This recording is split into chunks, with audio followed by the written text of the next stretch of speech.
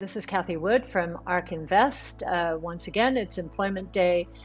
So we like to give you a sense of what we think is going on out there that isn't really being either mentioned or really delved into very much by the media. First, just to summarize what we're thinking, we still believe that there is a tug of war going on in the market from a rotational point of view between value stocks, which are more cyclically oriented, and growth stocks, which include the innovation stocks, which we spend all of our time researching. So it's a very interesting time, and it seems to be centering around the economic statistics that are coming out. So when there's strength in economic statistics and fears of inflation and higher interest rates start surfacing again, we get a move towards value. And vice versa. When there are weak economic statistics or surprising low inflation or interest rates, then the growth stocks tend to have their day in the sun. Now, as you know, we believe this is going to resolve on the side of growth, and maybe sooner than a lot of investors are expecting. There are a lot of very interesting signs popping up right now that we'd like to share with you. But before that, we'll start with fiscal policy. So tomorrow, Saturday,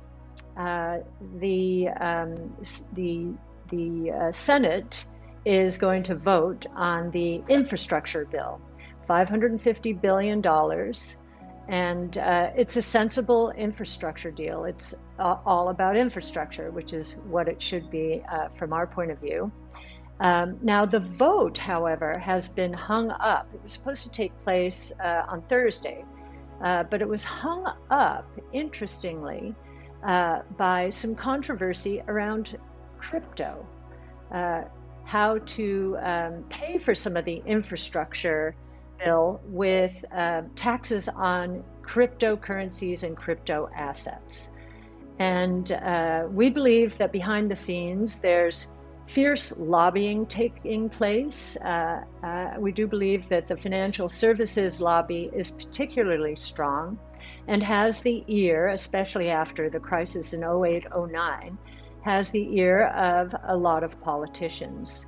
And so we believe that the tax that they're trying to enact here would really harm the evolution of DeFi, decentralized finance, which is based primarily on the Ethereum network. As opposed to Bitcoin.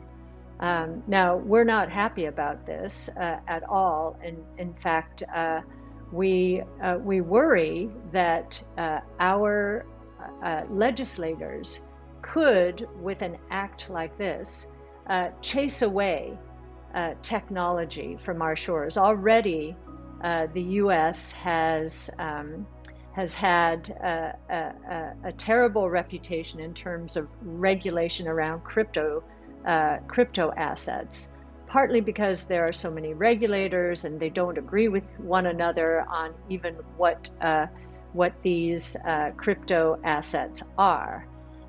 We believe they're a new asset class, but I think our regulators have been trying to put them into an existing asset class and treat them accordingly.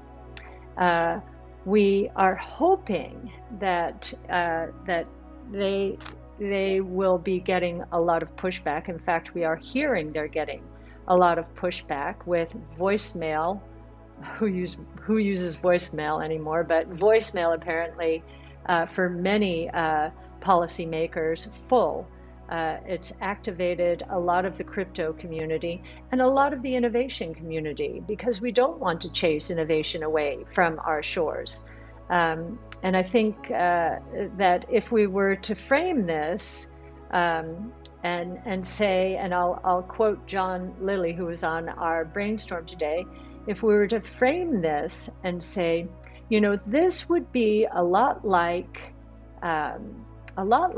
regulating and taxing the internet in the early 90s, before it was really a gleam in the eye of many businesses. That would have been a very bad idea, because the internet has been very good for the US, for innovation in the US, and has added a lot to our productivity and to the productivity of the world. But I think in terms of capital markets, the US really capitalized on the internet. Well, cryptocurrencies and much of DeFi is effectively unfinished business from the early 90s, and actually even earlier than that, when DARPA created the internet. No one at that time dreamed that the internet would have anything to do with commerce, because it was for academicians, it was for intelligence agencies, for government, other government agencies, and it was never intended for commercial activity. Well, that was a miscalculation, and as a result, we never built into the internet a payment system. And we have a chance now to do that and add even more to the productivity of our economy and the global economy. And so, cryptocurrencies we've described as really money over IP. And we likened it in the old days to voice over IP, to help people understand, at one point, and this would have been in my life, I never dreamed that I would be able to make telephone calls for free.